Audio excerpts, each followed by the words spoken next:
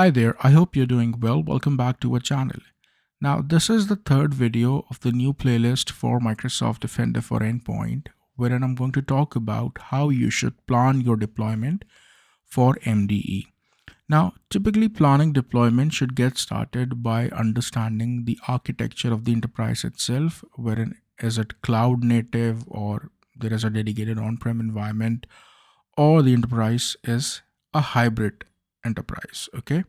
Now, if I say that you are cloud native, now what do I mean by this? That every solution that you have adopted should be a cloud solution fundamentally.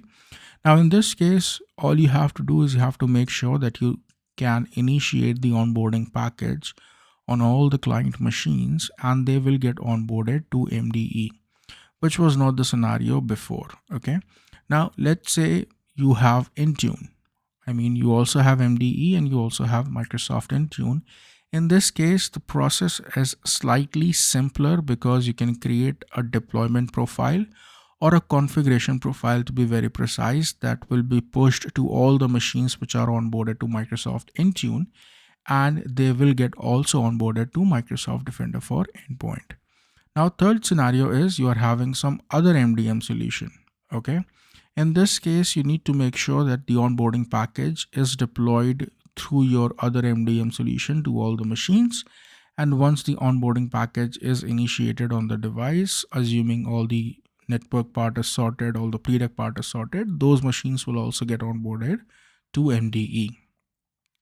The second scenario is, let's say you are having co-management. You also have Microsoft Endpoint Configuration Manager and Intune. In this case, you can choose Microsoft Endpoint Configuration Manager to make sure all the devices are onboarded to Microsoft Defender for Endpoint. Then let's say your environment is a dedicated on-prem environment and now you have got Microsoft Defender for Endpoint licenses. In this case, you can use group policy object to make sure the onboarding is done for all the machines which are domain joined. Now in hybrid, precisely speaking, you can choose any of these methods. Let's say Microsoft Intune or GPO or let's say config manager, and your machines will get onboarded. Now this was stage one of understanding what my environment is, what all methods I can choose. But depending upon the OS type, certain methods are available, and let's say a specific method might not be available for all the OS type.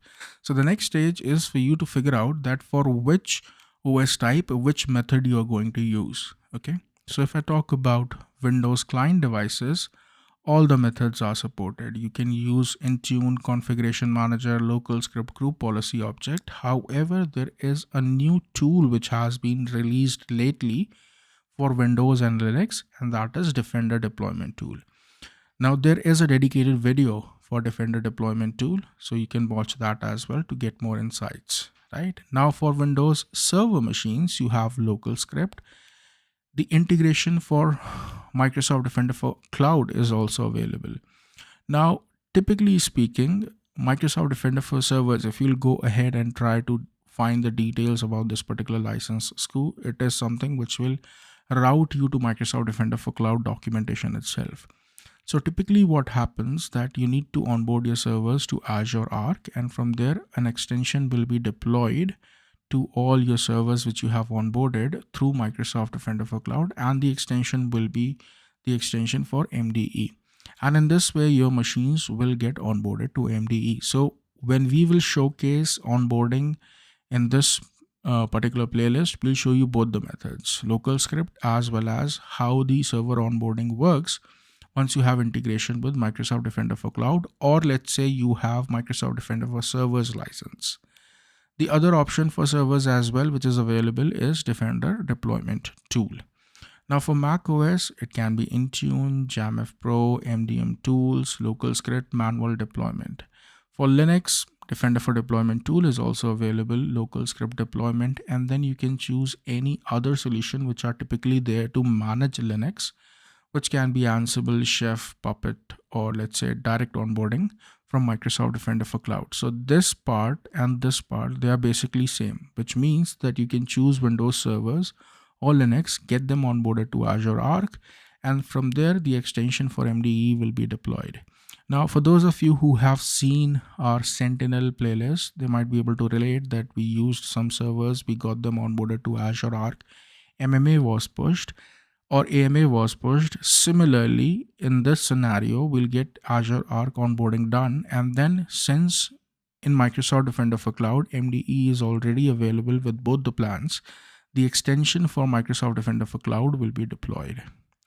Now, the next is Android, wherein you have to go ahead and download an application through Play Store, and then you can manage the configuration through Intune. And the same concept applies for iOS as well. So this is how you can go ahead and figure out that what kind of deployment method you're going to use for which OS type. Now, typically, what happens in deployment or what actually goes wrong? In an ideal scenario, or let's say for majority of the scenarios, whenever any new solution is adopted, typically IT and security teams are involved, and then they get their machines onboarded to the new solutions. They will go ahead and perform all the testing. They'll apply all the policies. They'll monitor for a certain period of time. And once everything is working as expected, they'll go ahead and scope some machines from other departments as well. Now, the moment this happens, this is what we typically hear, right? My HR team needs a tool which is getting blocked.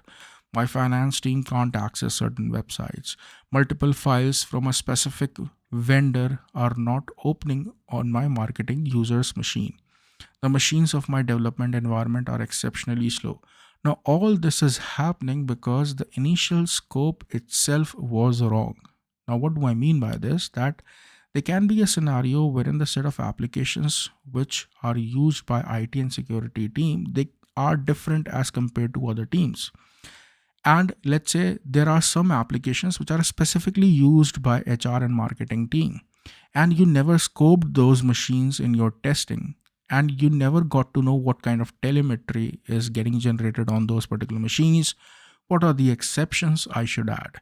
So in an ideal scenario, you should take some sample machines from all your team and then get them scoped for testing.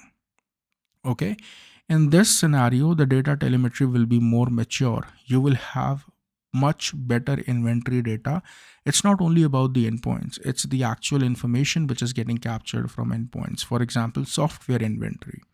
Now, let's say there are certain ASR rules, attack surface reduction rules to be very precise, which are blocking a specific behavior.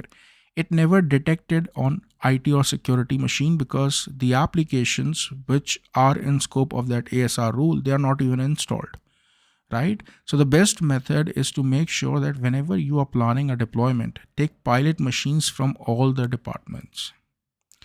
Then if I talk about the scope for each business unit, how it should be that for initial pilot testing, take at least 10-15% of the machines.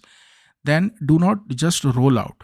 Keep an evaluation period or some observation period, let's say for 25% of your machines, and then just scope everything org-wide.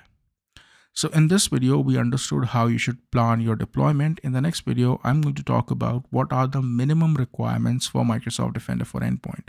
So if you think that this channel is helping you to learn anything new, please feel free to subscribe and share this video with your technical community. Thank you so much. Thanks for your time.